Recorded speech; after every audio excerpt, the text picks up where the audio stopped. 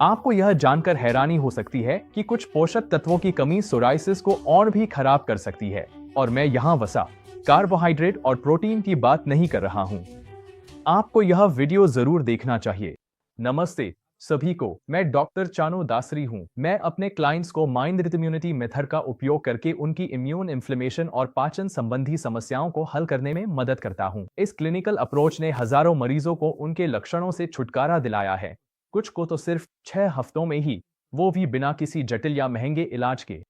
इस वीडियो में मैं आपको सोराइसिस में होने वाली सबसे आम पोषक तत्वों की कमी के बारे में बताऊंगा, और मैं दावा करता हूं कि इनमें से कुछ की आपको उम्मीद भी नहीं होगी। मैं आपको दिखाऊंगा कि ये कमियां किस तरह असर डालती हैं और आप इन्हें रोकने के लिए क्या कर सकते हैं। अब ध्यान रखें कि अच्छी पोषण व्यवस्था शरीर में सूजन को कम करने में बहुत महत्वपूर्ण भूमिका निभाती है। तो जब शरीर में कुछ खास पोषक तत्वों की कमी हो जाती है, तो सूजन पूरी तरह से नियंत्रण से बाहर हो सकती है।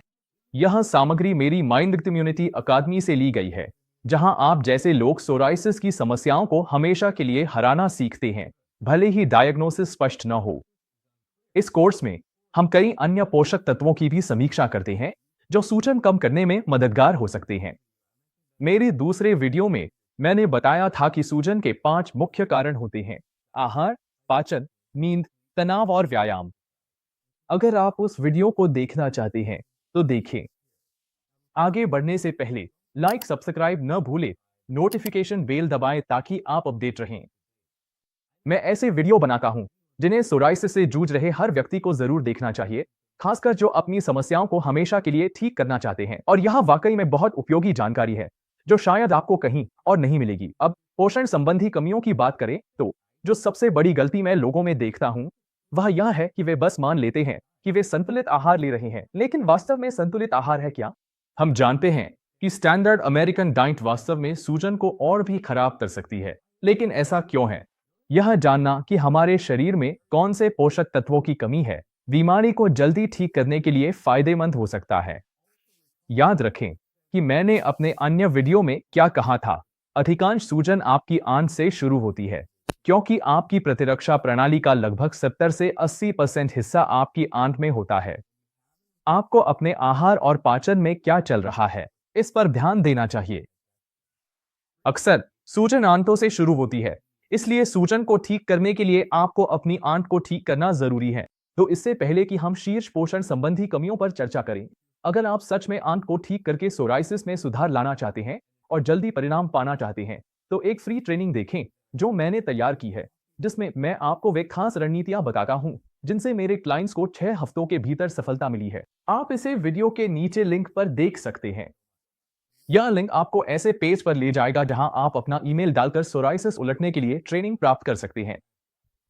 इसमें आपको वह सब कुछ मिलेगा जो जानना जरूरी है, जिसमें एक फ्री न्यूट्रिशनल गाइड भी शामिल है, जिसमें खास डाइट संबंधी सुझाव दिए गए हैं और ढेरों मददगार केस स्टडीज हैं, उन लोगों की जो आपकी ही तरह अपनी स्थिति को हमेशा के लिए ठीक कर चुके हैं और अब पूरी तरह स्वस्थ हैं। ये केस स्टडीज इसलिए भी कीमती हैं क्योंकि इनमें आप देख सकते हैं कि असली लोगों ने अपनी सूजन से कैसे निपटा और इसके नतीजे में अपनी सेहत में कैसे सुधार किया। इस ट्रेनिंग के साथ आपको एक पूरा अमल करने लायक गेम प्लान भी मिलेगा कि आप यह सब घर पर कैसे कर सकते हैं। बस पेज के ऊपर अपना ईमेल डालें और शुरुआत करें। अब चलिए पोषण संबंधी कमियों के बारे में बात करते हैं। मैंने यह वीडियो पहले रिकॉर्ड किया था और इसमें चर्चा की गई है कि आपकी डाइट में सबसे ज्यादा किस चीज की कमी हो सकती है। सबसे आम विटामिन की कमियों में विटामिन D3 और विटामिन D12 शामिल हैं। मिनरल की कमियों में मैग्नीशियम, जिंक और सेलेनियम आते हैं। अगर आप डोज और भरोसेमंद ब्रांड्स के चुनाव को लेकर सोच रहे हैं, तो मैंने सोराइसिस के लिए अपने टॉप सप्लीमेंट्स की लिस्ट का लिंक पोस्ट किया है। अब सोराइसिस में सबसे बड़ी पोषण संबंधी कमी फाइटोन्यूट्रिएंट्स की होती है। यह है PHYTO न्यूट्रिएंट्स, यानी फाइटोन्यूट्रिएंट्स। ये क्या है और ये क्यों जरूरी है? फाइटोन्यूट्रिएंट्स पौधों और फफूंदों से मिलने वाले ऐसे अणु हैं जो मानव स्वास्थ्य पर गहरा और सकारात्मक असर डालते हैं। इन्हें सुपर फूड्स की तरह समझिए। ये एंटी इंफ्लेमेटरी, एंटीऑक्सीडेंट और एंटी एजिंग होते हैं। अधिकतर डॉक्टर हमें यह नहीं बताते कि हजारों वैज्ञानिक शोध पत्र हैं जो दिखाते हैं कि फाइटोन्यूट्रिएंट्स सूजन को उलट सकते हैं। असल में सभी दवा कंपनियों ने इन नतीजों को दवाओं के जरिए दोहराने की कोशिश की है। इसलिए यह जानना बहुत जरूरी है कि फाइटोन्यूट्रिएंट्स क्या हैं और आप इन्हें अपने शरीर को ठीक करने के लिए कैसे इस्तेमाल कर सकते हैं। ज्यादा फाइटो डाइट का मतलब है कम सूजन। मेरा मानना है कि हर बार जब आप कुछ खाते हैं तो वह दिमाग को ऊर्जा देने, आंत को ठीक करने और इम्यूनिटी को रीसेट करने का एक मौका है। तो इन मौकों को बेकार मत जाने दीजिए। मैं हर दिन हर खाने के साथ हाई डोज फाइटोन्यूट्रिएंट सप्लीमेंटेशन में पूरी तरह विश्वास करता हूं। टर्पेन्स दिमाग को तेज करने वाली होती हैं। ये नोट्रोपिक्स है। ये नसों की मदद करती हैं। ये मूड को बेहतर बनाती हैं, पाचन में मदद करती हैं, दर्द को कम करती हैं और एकाग्रता को बढ़ाती हैं। ये स्पष्ट रूप से सूजनरोधी होते हैं और मशरूम, भांग, मसाले, जड़ी बूटियों आदि जैसे खाद्य पदार्थों में पाए जाते हैं। ये बड़ी मात्रा में सिट्रस के छिलके के जेस्ट और पुदीना, तुलसी, सौंफ, सौंफ के बीज, ginkgo biloba, ginseng, bacopa monnieri जैसी चीजों में भी मिलते हैं। इनमें से कुछ महत्वपूर्ण टर्पेन्स हैं: कैरोटीन, जो गाजर में पाया जाता है, यूसीन, मोनोटर्पेन, डाइटर्पेन, ट्राइटर्पेन और टेट्राटर्पेन, और एरिनेसिन, जो मशरूम में मिलता है। इन्हें सेवन करने के मेरे पसंदीदा तरीके हैं: चाय, मसाले, मशरूम और ऑर्गेनिक संपूर्ण खाद्य अर्क। अब अगला है फिनोल्स, जिन्हें पॉलीफिनोल्स भी कहा जाता है। ये खास पौधों के सूक्ष्म पोषक तत्व हैं जो दिमाग, आंत और इम्यून फंक्शन को बेहतर बनाते हैं। इनमें क्वेरसेटिन, कैम्पफेरोल, मायरोसेटिन, रूटिन, एपिजेनिन, यूटियोलिन, दालों, मटर, अश्वगंधा, ग्रीन टी से मिलने वाले कैटेचिन, बेरी और रेड वाइन से मिलने वाले फ्लेवोनोल्स, रेसवेराट्रॉल शामिल हैं। यही वह है जिस पर डॉ. ओज ने जिसे मशहूर किया। हल्दी से मिलने वाला करक्यूमिन, चाय, बेरी और छाछ से मिलने वाले टैनिन्स, सिनामेट, गैलेट, मिर्च से मिलने वाला कैप्सेसिन, जिंजरोल, रूटिन, फेरुलेट, कपूर, ब्रोमेलिन और अलग अलग जड़ी बूटियों व मसालों से मिलने वाला खीफ्लाविन। अब फिनोल्स को लेने के मेरे पसंदीदा तरीके हैं: गहरे रंग की बेरी, हरी सब्जियां, मसाले, चाय, बीन्स और दालें। अगर आप बीन्स और दालें खाते हैं तो उन्हें रात भर भिगोकर प्रेशर कुकर में पकाएं।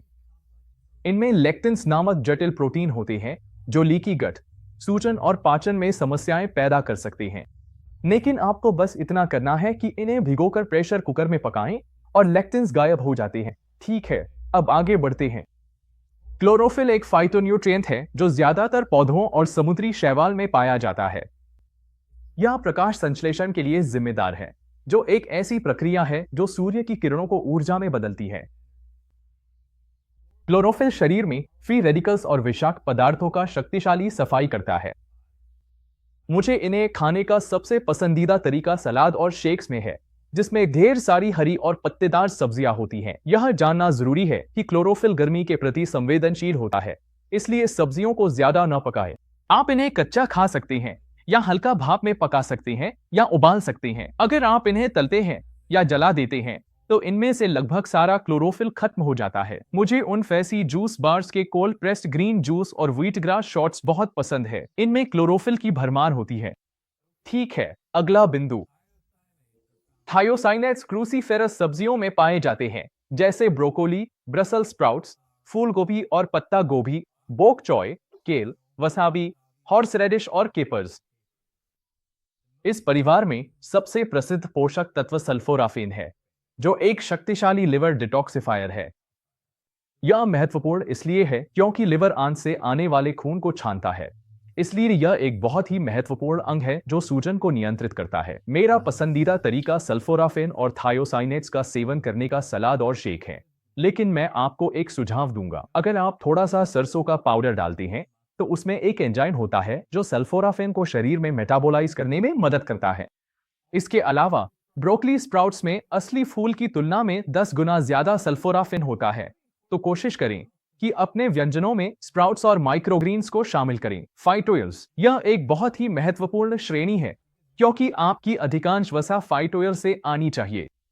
उदाहरणों में अल्फा लिनोलेनिक एसिड, जिसे ALA या संक्षेप में ओमेगा 3 कहा जाता है, गामा लिनोलेनिक एसिड जो एक सिस ओमेगा 6 एसिड है, पामेटोलेइक एसिड जो ओमेगा 7 है और ओलिक एसिड जो ओमेगा 9 है, शामिल हैं।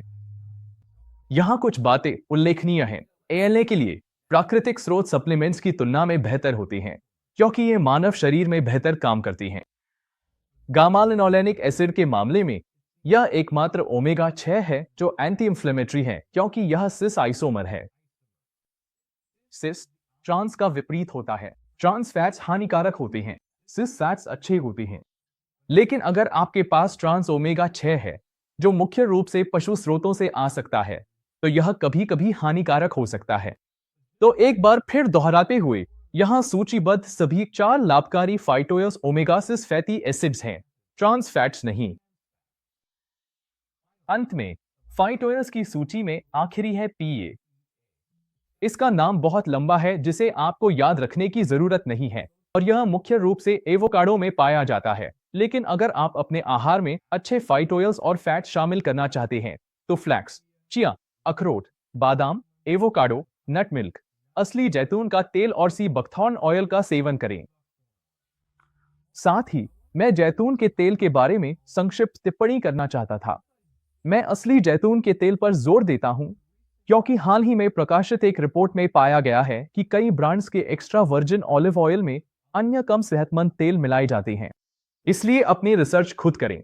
ऐसे तेल देखें जिनमें हल्की हरी झलक हो और जिनका स्वाद थोड़ा घास जैसा लगे। फाइटोन्यूट्रिएंट्स यह तय करते हैं कि कोई व्यक्ति जीवन भर दवाइयां लेता रहेगा या अपनी सूजन को हमेशा के लिए हरा देगा। इतिहास में भी हमेशा ऐसा ही होता आया है। फाइटोन्यूट्रिशन की जड़ें प्राचीन सभ्यताओं में हैं, जैसे कि मूल अमेरिकी, अफ्रीकी, ग्रीक, रोमन, भारतीय, चीनी और एशियाई। अधिकांश इंसानों ने हजारों वर्षों तक पौधों, जड़ी बूटियों और कवक का उपयोग दवाओं के रूप में बीमारियों को ठीक करने के लिए किया है। असल में आजकल जो कई आधुनिक दवाइयां आप देखते हैं वे इन्हीं फाइटो कंपाउंड से निकली हैं और दुनिया के जिन हिस्सों में लोग अपना खाना खुद उगाते हैं वहां इम्यून बीमारियां लगभग न के बराबर हैं। तो जब लोग फाइटो को कम आंकते हैं तो मुझे हंसी आती है क्योंकि असल में यही वह मूल चिकित्सा है जिसने सूजन को रोका था। मुझे उम्मीद है कि आपको यह वीडियो पसंद आया होगा। अब मैं जानना चाहता हूं, आप किस फाइटोन्यूट्रिएंट के बारे में जानने में सबसे ज्यादा रुचि रखते हैं?